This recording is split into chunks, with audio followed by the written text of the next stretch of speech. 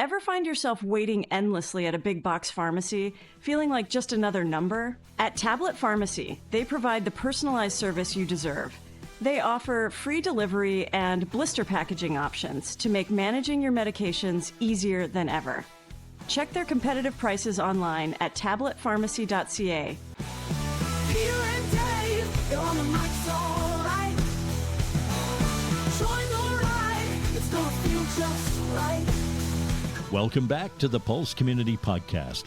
This is where we bring you a variety of stories with emphasis on the people of the mid-Vancouver Island region. I'm Peter McCulley. And I'm Dave Graham with another seaside summer left to memories. The brightest of nature's fall colors are mostly gone, and Thanksgiving is down to leftovers in the fridge and lingering thoughts of gratitude and reflection. Dave, it sounds to me like you just had too much turkey. And yes, I am grateful for stretchy pants. But truly, this time of year, so beautifully illustrated by the fall of the leaves, signaling nature's retreat at the onset of cooler weather, it has me contemplating life. Then again, maybe that's just part of growing up. Well, you're getting a little deep for me today, Dave. But as for growing up, that's a topic for another day because I refuse to grow up. On this episode, we're not lacking in meaningful conversations, including one with Ceri Peacey. Speaking on behalf of the Hamilton Wetlands and Forest Preservation Society, Ceri tells us they have to act quickly to save 360 acres of vital habitat. Yes, they have just a few months in which to raise $7.5 million in order to make the deal. We are talking about securing the Hamilton Marsh and surrounding forest for permanent conservation. There was a time that there were so many amphibians crossing the road that they couldn't drive on it. That's long gone. We still have amphibians. We still have all the life that depends on it. And the truth is, we share the planet with wildlife, and they need it. Because it's a fairly mature forest, ideally, eventually, it will be an old growth forest within about 100 years. And I'd like to live long enough to see that, but I doubt it. Ceri Peacey joins us shortly. We'll also be speaking with author Rod Mickleburgh, who co-authored a deeply personal memoir with the late BC Premier John Horgan. The book is called John Horgan in his own words, and it captures something special about a leader who never forgot where he came from. Here's Rod talking about one of John Horgan's unique habits. We had this idea of riding the bus, and there he would be. He had a chance to talk to people one-on-one, and they knew he was there. There was nothing riding. It's a good pun. There was nothing riding on it. He enjoyed them. He only finally stopped because once again he became premier. It was a little more difficult and so on. But I don't know many politicians that would do that.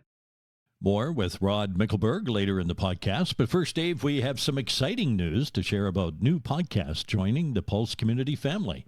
Yes, we are expanding. Starting this week, you'll find some great new content at thepulsecommunity.ca. We have Sean Wood and Joel Grenz hosting their new podcast, Non-Partisan Hacks.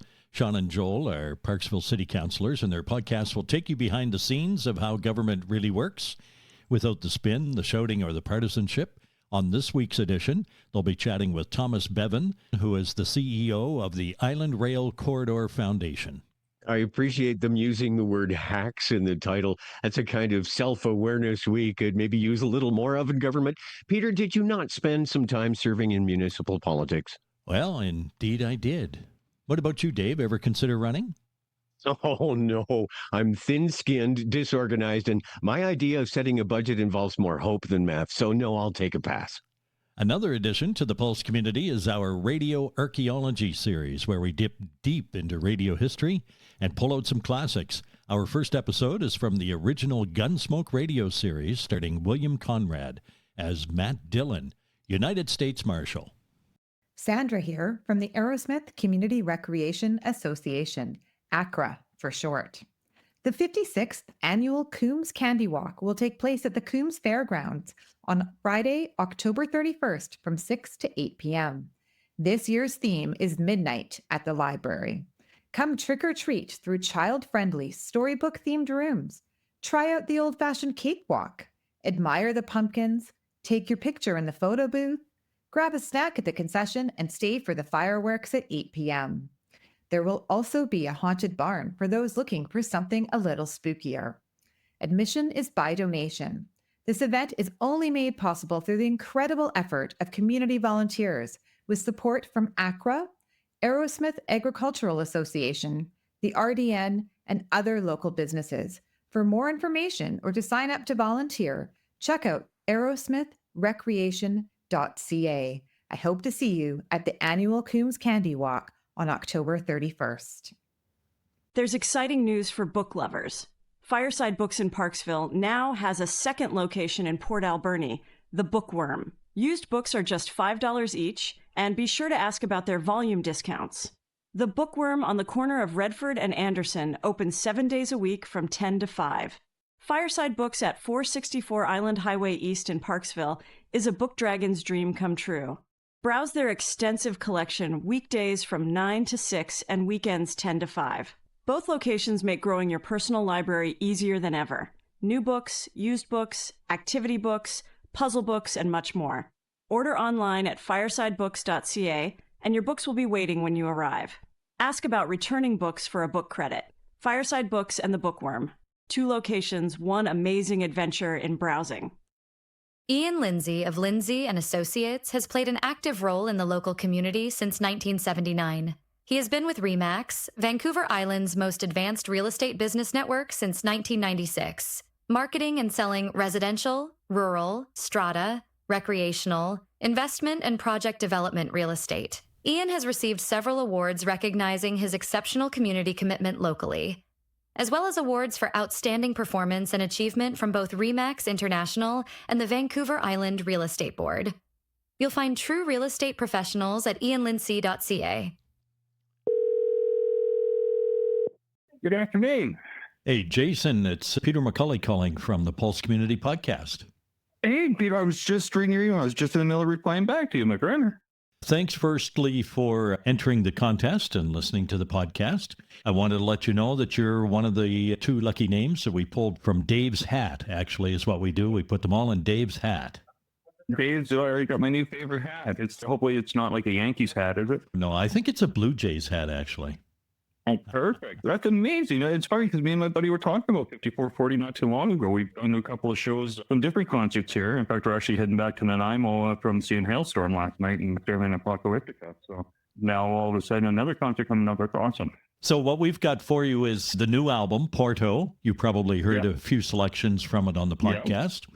100%. That is a band-signed album on vinyl. My son actually collects signed vinyl, so he'll love that. He's sitting there with me. And we've also got the album La Difference for you and a 5440 t-shirt. Oh, that's awesome. That's a good Thanksgiving, isn't it? Yeah, it's a great Thanksgiving. That vinyl, he's going to absolutely love it. We're happy we could help make your weekend, Jason. You've done more than make the weekend. That is absolutely amazing. We're big 5440 fans around. So we're big on the CanCon. We've done like a couple of shows this year already. So we're looking forward to that one too. Thanks for the call. I appreciate it. Hi, is this Teresa? Yes, it is. Hi, Peter. How are you? I'm doing pretty well. You saw me on your call display, I guess. I did. I was driving over to get some groceries. So I'm just waiting in the parking lot. You know why I'm calling. We had 2 prize packs to give away. One is the new 5440 album, Porto, which is the band-signed album on vinyl. I have a huge collection of 5440 CDs, but I don't have that one. So I was at the show at the Commodore last night. It was wonderful. So that's just wonderful to get that. And it was interesting when you were talking about on your show, you had asked him about multi-generational. And when I went to the concert last night, I actually went with my 2 sons. And for one of them, it was the first time he had seen them. So it was kind of full circle moment there. Thank you so much. We appreciate you listening to the Pulse Community Podcast. Yeah, it was really entertaining. I'll definitely be listening again. Thanks, Teresa. Take care. Oh, we do enjoy giving away prizes here at the Pulse Community Podcast, especially when we know that the prize is ending up in the right hands. Just as an aside, Teresa, one of our winners, she's such a fan of 5440. She included the band's name in her email address. That's just a little indicator of her enthusiasm. We love that. You can keep up with the latest giveaways and upcoming guests by subscribing to our newsletter. Just go to our website. Oh, while I'm at it, if you need to make an announcement or voice an opinion, go to our site to voice or type your message, thepulsecommunity.ca. Ceri Peacey reached us to help spread the news about the Hamilton Marsh deadline for action makes her message urgent. Here's Marilyn. In the green room is Ceri Peacey of the Hamilton Wetlands and Forest Preservation Society to talk about the efforts to purchase the Hamilton Marsh and the surrounding forest, 360 hectares, for permanent conservation. $7.5 million will need to be raised to secure the property. Thank you for being on the Pulse Community Podcast. You're so welcome. Any time with you is good time, Dave. Ceri, you have been fighting to preserve Hamilton Marsh for 20 years. Let's identify where we're talking about. So Hamilton Marsh is 5 minutes from Qualicum Beach as you're heading out the highway towards Port Alberni. You hang right at the bottom of the first hill and drive about a mile and you're there. And can you paint a picture of the journey in and then what the opening reveals when you're there? You'll know you're in the right spot because there's a Hamilton Marsh sign on one of the trees. It's a blocked off parking lot. And when you walk in, you're walking into a rare remaining amount of the coastal Douglas fir ecosystem.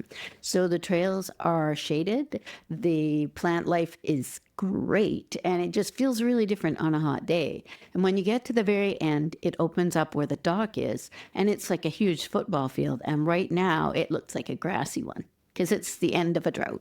For context, the 360 hectares is just short of the size of Stanley Park. What first drew you to this place? Logging tape drew me to this place.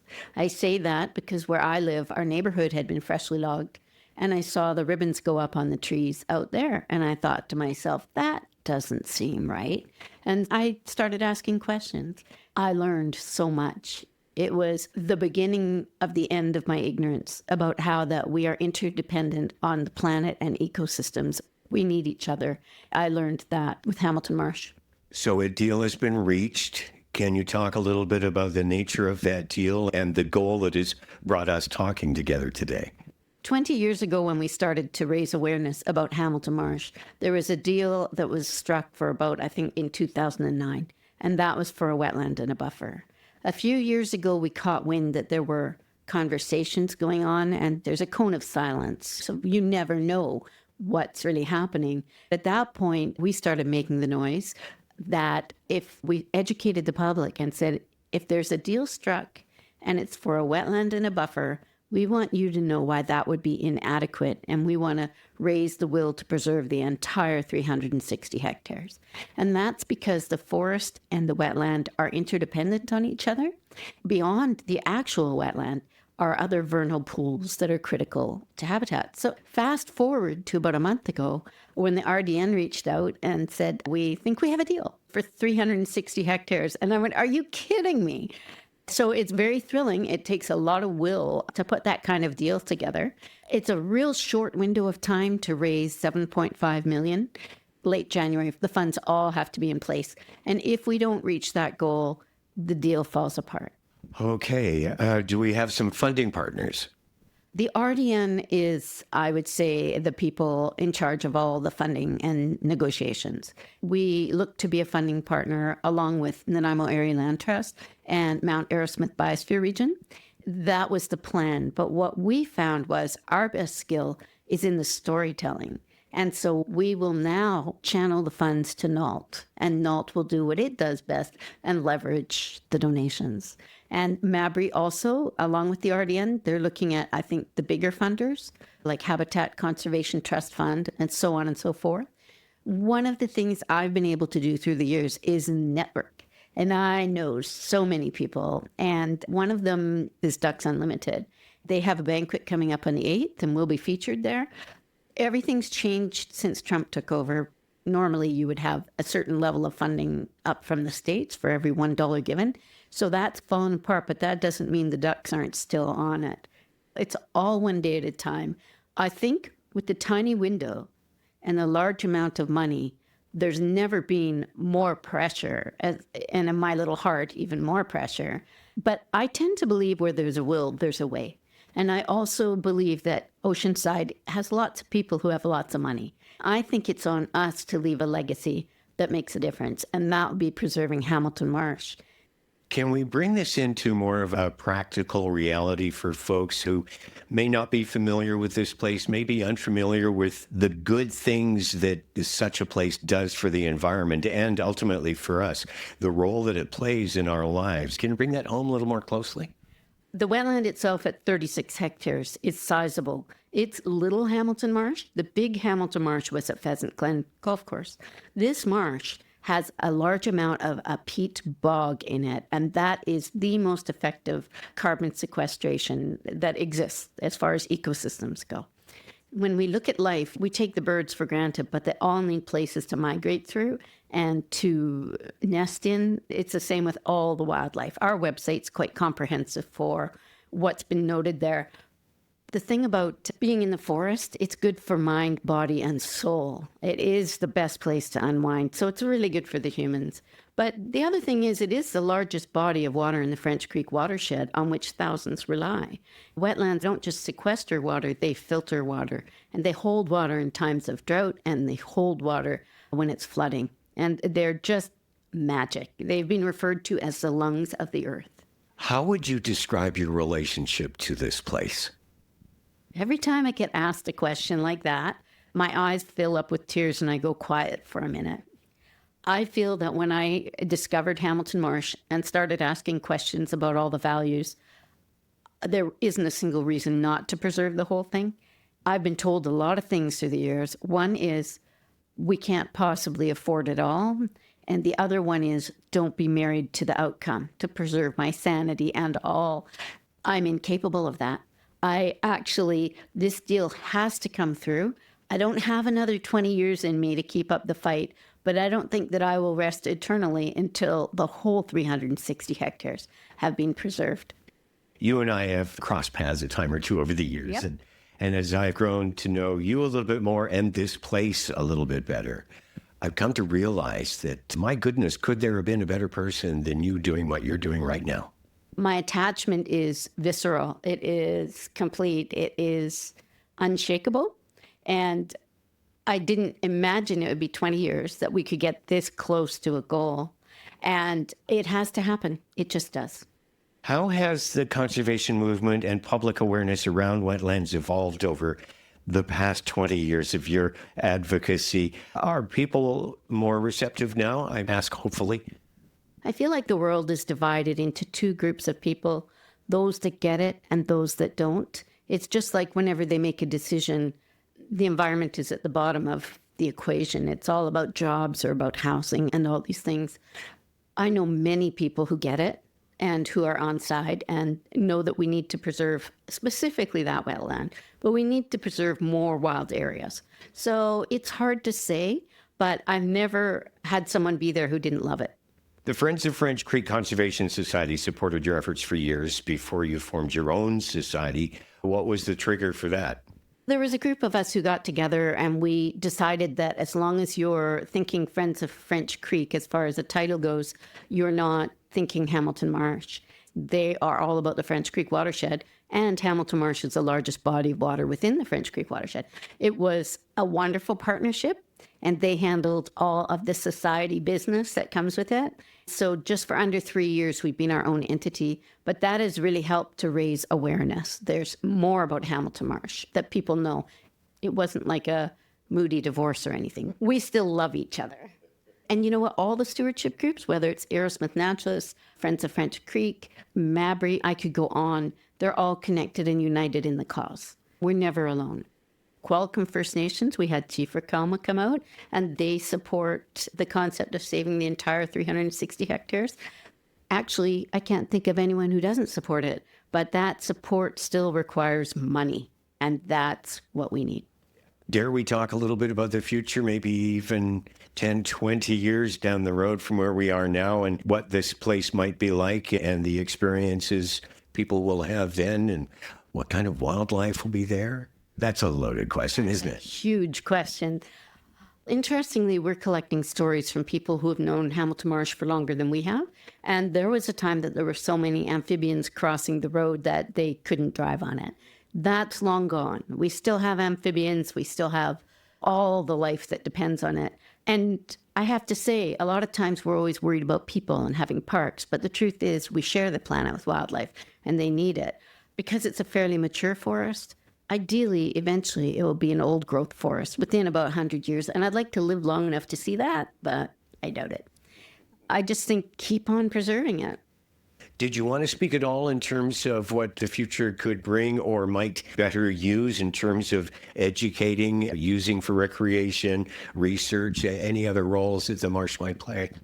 I'm glad you mentioned about research. The Mount Arrowsmith Biosphere Region Research Institute, they do excellent studies. And in earlier years, kids came and they identified bugs and they became certified bug detectives. More recently, there's been a thing called bug bingo. That whole thing teaches you how even the tiniest element at the marsh is the bottom of the food chain, the base of the food web. And the studies that have been done there, Canadian Wildlife Service back in the day did one on the bird marshes, which is how we know it's the most prolific one in the area. There have been studies on dragonflies. Apparently we have about 30 species. And we have a report called the Odonata of Hamilton Marsh, which is dragonflies and that kind of thing. I'm not an expert. It's been well studied and it should be more studied. How can people help? Where do they need to go? What do they need to do? Show me the money, honey. Where's the cheddar? We need it all. So our website is in flux, being updated. We do have a button on the homepage that if you click on it, you can donate directly to Nanaimo Area Land Trust. And right now they have a fund matching campaign, so it's a good time to do it. Another thing that we're going to do, because usually when any land trust is collecting money, if for any reason the deal doesn't complete, the money is safe, but maybe for another conservation effort. We're also trying to arrange something where that people can fill out pledge forms, the ones that only want their money to go to Hamilton Marsh. We would tally that up and then they would donate it closer to the date. First, go and visit it. And second, donate, fundraise if you like. We could sure use extra help fundraising. Our thanks to Ceri Peacey for joining us and for the reminder to appreciate what we have. The work that Ceri and the Hamilton Wetlands and Forest Preservation Society are doing can make a difference for future generations. But they won't get there without some significant support. If you want to help, a good place to start is at hamiltonwetlands.com. This is the Pulse Community Podcast, available on Amazon, iHeart, Apple, TikTok, and YouTube. Plus, we're on Facebook and Instagram.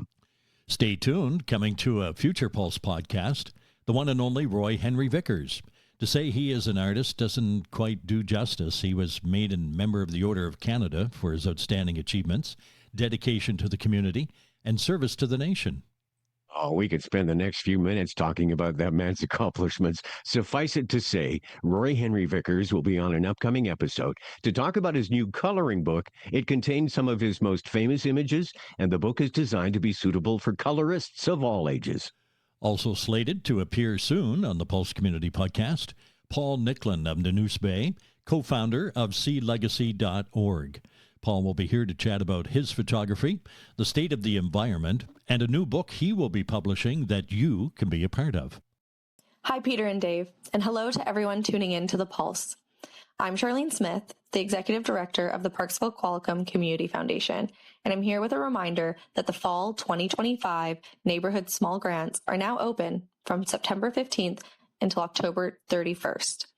These grants are for everyday residents of the Parksville, Qualicum Beach, and surrounding oceanside communities, anyone who's looking to make their neighborhood stronger. You don't need to be part of a nonprofit or have any special experience. All you need is an idea to help people connect. Some examples of past projects include things like community meals, block parties, emergency preparedness, art workshops, cultural celebrations, neighborhood gardens, and skill-sharing events. If it brings people together, helps neighbors get to know each other, and builds belonging, then it's a great fit for neighborhood small grants. You can apply now for up to $500 for your project, and the process is simple. Just head to ParksvilleQualicumFoundation.com, click on Neighborhood Small Grants, and create an account to fill out a short online form. And don't forget that we're here to help along the way. Please reach out if you have any trouble. Applications close on October 31st, so now is the time to share your idea.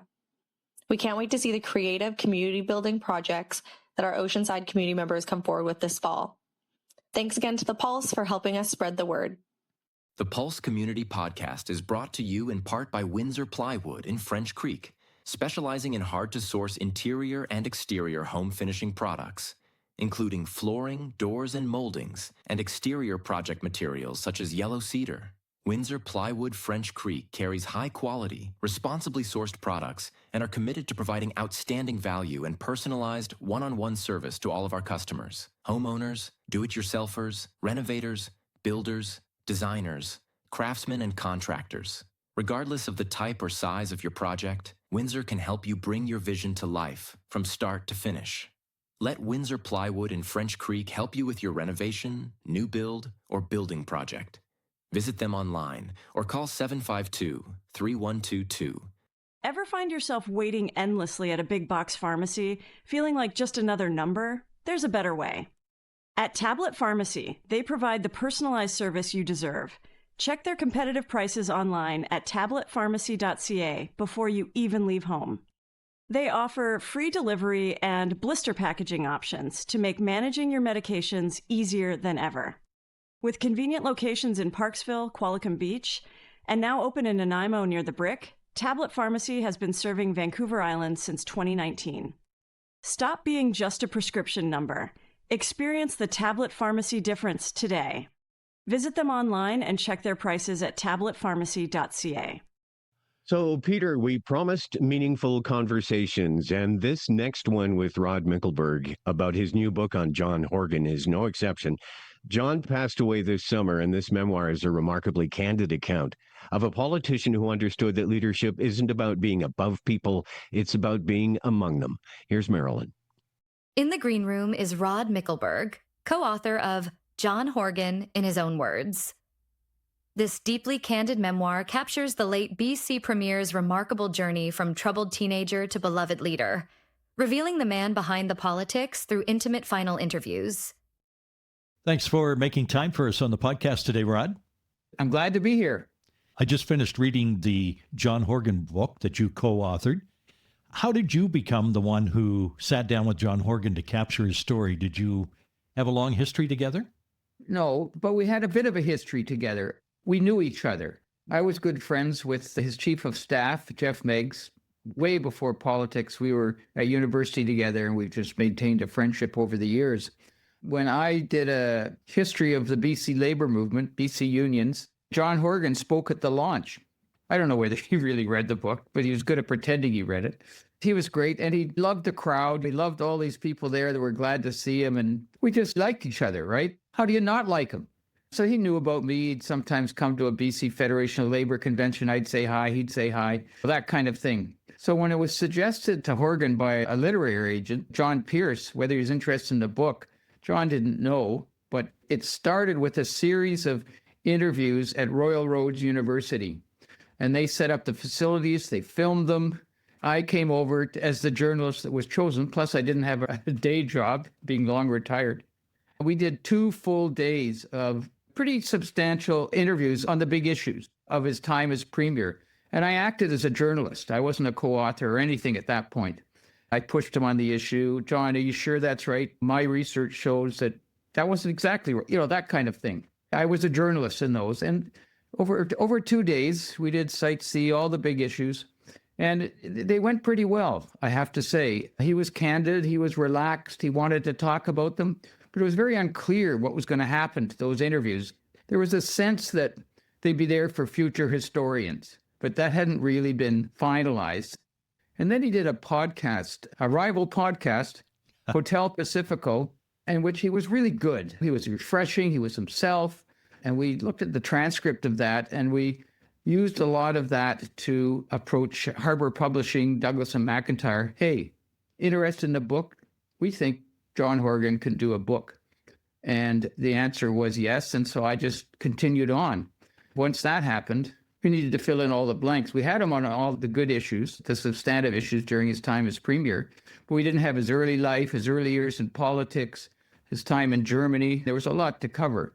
And so we did those. And John Horgan and I liked each other. We liked sports. Most of our time was spent talking about sports. We had a lot in common. We did a bunch of Zoom sessions from Germany. By then, he was the ambassador to Germany. They went well. He loved talking about his early life. Then all of a sudden, they came to a halt when he was diagnosed with cancer. And then we resumed them. Miraculously, he said they'd fixed up a machine that doesn't make him sound like Stephen Hawking. He maintained his sense of humor, and he thought what he called our gab fests could continue. And we did 4 more Zoom sessions from his hospital bed in Berlin. And then he got the really bad news that there was no hope and the cancer had spread, and that was that. And that's when we came to an end. But it just happened that I had this great privilege of being chosen to do these interviews and to work with John on this book, and we got along. Just in my own defense, I'll say, I'm a veteran journalist. I've been around. I've got context for BC politics. I pay attention to stuff. So I just wasn't a pushover, say whatever you want, John. I was involved. Early in the book, you review his year that he worked at the Ocean Falls Pulp Mill, and that seems pivotal in reading the book, that it probably taught him about global economics, addiction, working class life. How did that experience shape his governing philosophy, do you suppose? I'm really glad you brought up that chapter on Ocean Falls, because with my background, I knew what Ocean Falls was. It wasn't a place like Campbell River or these other pulp mill towns. It's isolated up on the BC coast, and it's just a totally unique community. And so I was curious about his time there. I'm not sure other people would have picked up on that, but I really wanted to hear about what it was like for John in Ocean Falls, because I had covered union disputes when I was a labor reporter, and Ocean Falls was always part of it.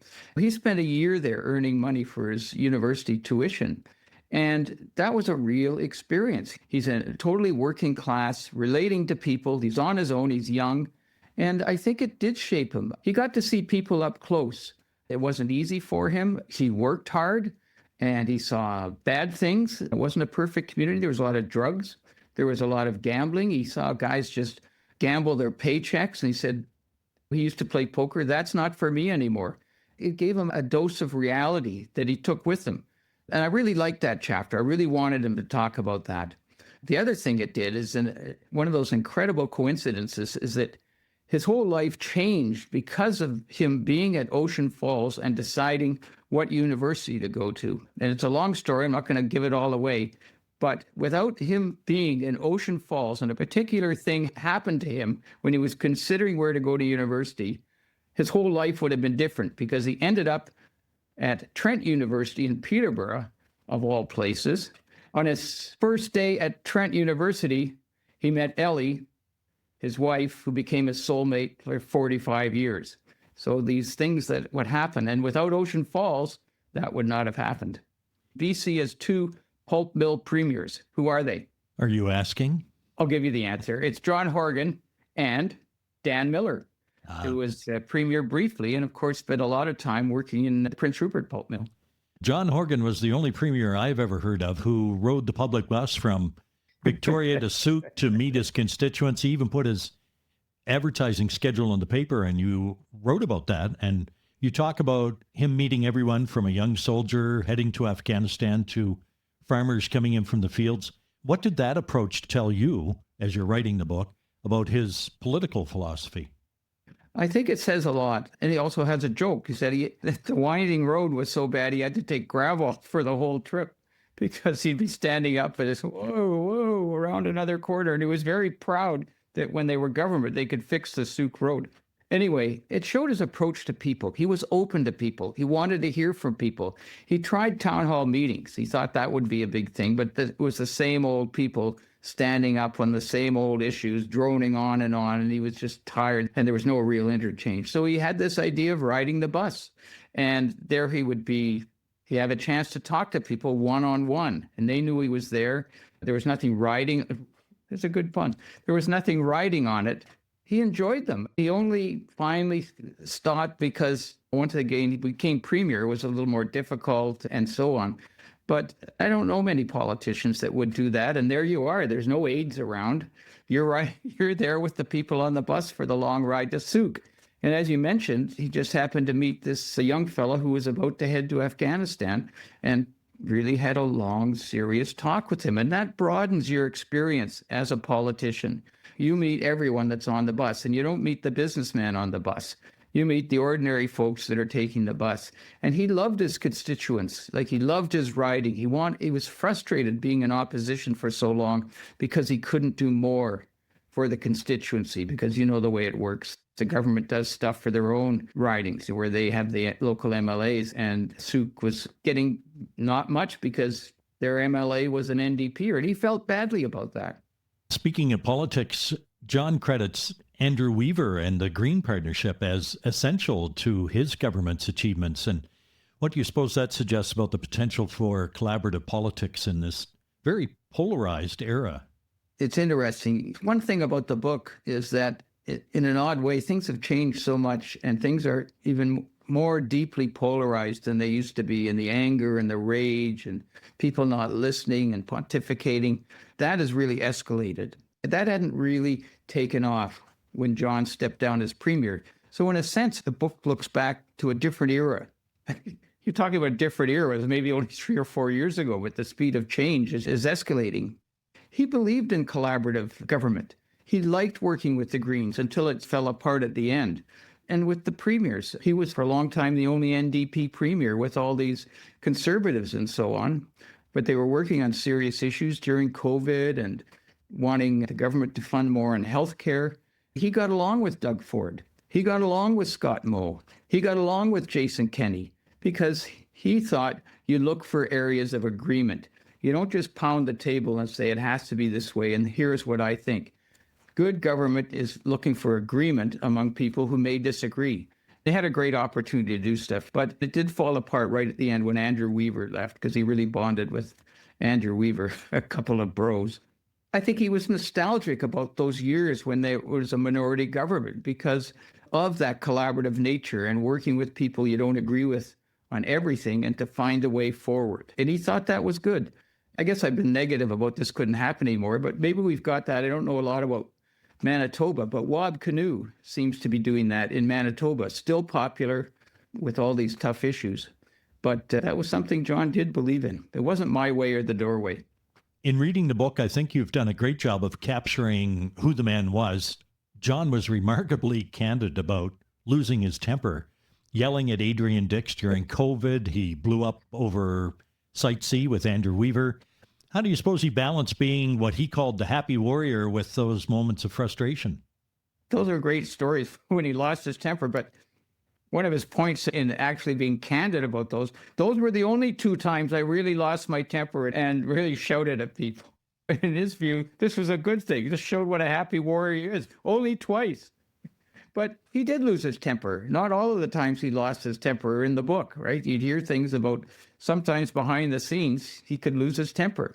And he would put it down to being Irish, being frustrated. And I think all those years in opposition, he really found that frustrating. And this is when he started to be short-tempered, when he just was exasperated. Is this going to be my life? The best day is I might get a story above the fold criticizing the government. Well, what's that? And of course, the Liberals baited him because he did have a short fuse.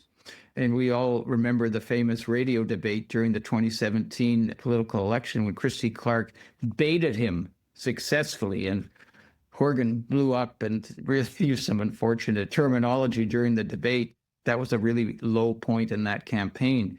But he resurrected himself. And his view is he was always the happy warrior. The temper and all that stuff was the aberration. The great thing when he became premier is he could go back to being himself because he was doing things for people. And he liked doing that. He could actually accomplish something rather than being in opposition, which really frustrated him. So if you ask John Horgan, he says, oh, okay, I may fly off the handle times, but really I'm an affable, happy-go-lucky guy. That's the real John Horgan. And a lot of that's in the book, because I think there's truth to that. Despite the fact, let's not kid ourselves, he could fly off the handle and he'd say, oh, it's just because I'm Irish. And he also writes that he was falling into a pile of horse dung and coming out looking as if he'd never had a better day. So do you suppose it was luck versus preparation in his political rise? He attributes a lot to luck. And one of the examples of that luck, first of all, the meeting of Ellie, that was just a remarkable series of coincidences that produced meeting his soulmate, as he always called her, for 45 years, is that He was leader of the opposition after Adrian Dick's electoral disaster. He didn't want to be leader. He said, it's time for younger people. I've got no answers. I'm tired of it. It's not our time. It's for younger people.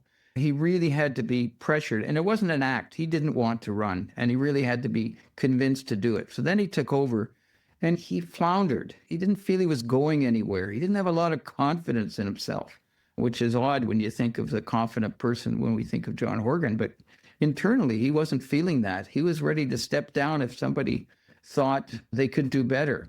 The election was coming up, and at a particularly dark moment, he opened his address book, and out came the card of Bob Dewar. The people had suggested, maybe you should get this guy from Manitoba. He's pretty good as a strategist. And Horgan had said, oh, yeah, okay, fine. But he didn't really act on it. And then at this low point, Bob Dewar's card fell out of his address book, and he thought, okay, I'll phone him. What have I got to lose? So he phones Bob Dewar, and Bob Dewar says, I thought you were supposed to phone me 6 months ago. And Horgan made some lame excuse. But Bob Dewar was essential, I think, to the turnaround in John Horgan as leader of the NDP. And he gives him full credit in the book. And he says, when Bob Dewar arrived, I stopped sinking. The ship stopped sinking and started to do better. And so he would attribute that to luck. Why did that happen at that particular moment when I needed it so badly? He, of course, took advantage of these opportunities, that he was lucky that they came along when they did, but he took advantage of them. And that's always the point with good fortune. You can't just rely on good fortune. You have to make something of it, which he did. John wrote that BC is filled with New Democrats who don't know they're Democrats yet. As somebody who governed from the center-left while maintaining his popularity, did he offer any advice for progressive politicians trying to build those winning coalitions that he was successful at? I think he does. And he wanted to leave some sort of legacy for future politicians. And some of it we've talked about already is that you don't pound the podium and say you're right, and you don't subscribe to an ideology. You want to make things better for people, and there are ways forward to do that. You also have to build relationships with people. You can't be distant. You can't just be on a podium. You can't just be scoring political points. You have to be genuine and reach out to people. As we know, like massive resource projects happen under the NDP. He thought there was a reputation the NDP was always against things. They didn't build anything. So why would the building trades want to support the NDP? What are they building? They're against everything. He believed in building things, good projects. He opposed Kinder Morgan, for instance, for environmental reasons. But he wanted to lead an NDP that was pragmatic, that wasn't ideological, that wasn't just against things. And as he said, yeah, I've been outside the building protesting and yelling at the government inside. You don't accomplish anything outside the building. You have to be inside the building to accomplish something. Sure, take the high road and oppose stuff. You want to be inside the building so you can do things for people. That was big for him. He moved on from the protests that he may have done when he was younger and wanted to get inside the building. He eventually did that and was very successful because he took that philosophy with him. He wasn't ideological. He was pragmatic. The book ends with his appointment as ambassador to Germany. You're still doing interviews in the hospital during his final cancer battle. What did that diplomatic role represent for him personally? I think he was looking forward to this new chapter in his life. This was different, right? And he was hoping he could take the same skills he'd used as premier to represent Canada and to give Canada's point of view and to talk with other ambassadors, other countries. And we'll never really know because, of course, it was cut short after about 6 months. But I think he was enjoying it. And I think he was already making a mark. It's a different role. It takes you some time to get used to something like that, where you can't just say what you want. You have to toe Canada's line. They say he didn't agree with what the Canadian government is doing. You wouldn't hear any of that from him. As he said when Justin Trudeau approached him with the offer, is that it was a very familiar situation in Germany at the time. It's not that situation now. So once again, we can speculate how he would have handled that. But there was a social democratic government in Germany that was propped up by the Green Party, exactly what he'd faced in British Columbia when he took over. So he was thinking, maybe the government would like some advice from me. But it was cut short, so we'll never really know what kind of a mark he would have made. But I think his staff really liked him.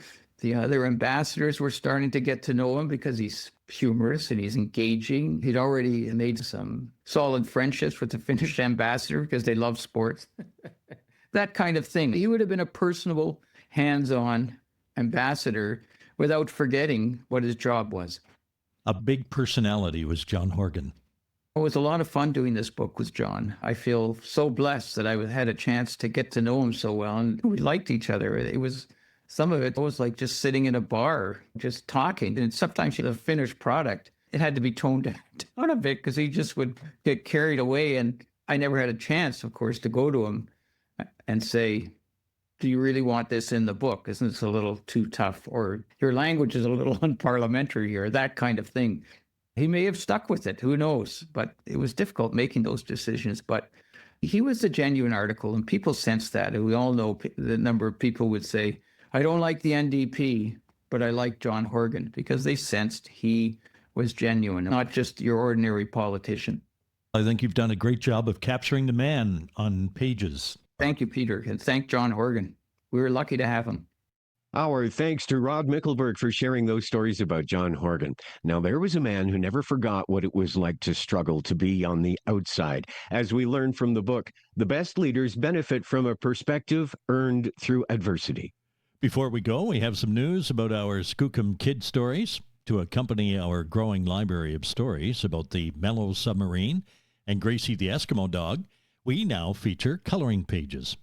Yes, while the kids listen to stories about Captain Dave and First Mate Larry the Lobster aboard their submarine, and about Gracie and her young companion Peter, they can download and print and color along with the stories. It's a great way to keep the stories going beyond just listening. Kids can engage with the characters and places in a hands-on way. You'll find it all at thepulsecommunity.ca, also at skookumkids.com, Apple, Amazon, Spotify, iHeart, and YouTube. Wow, that is so cool. Downloadable, episode-specific coloring pages. Oh, and kids, don't be afraid to color outside the lines. I think the idea, Dave, is to stay inside the lines. There's a lesson in the process of staying within the design. Okay, so kids learn the lesson and then color outside the lines. But if you can't stay within the lines, there's no order. It becomes confusion and mayhem. That's my middle name. What? Confusion or mayhem? Exactly. Hey, thanks for joining us. See you next time. Here come Peter, here comes Dave. Oh, listen. Bringing stories, making waves. No missing. Spinning tales in the podcast cave. So sweet. Laughs and insights everywhere. What a treat. Peter and Dave, they're on the mic.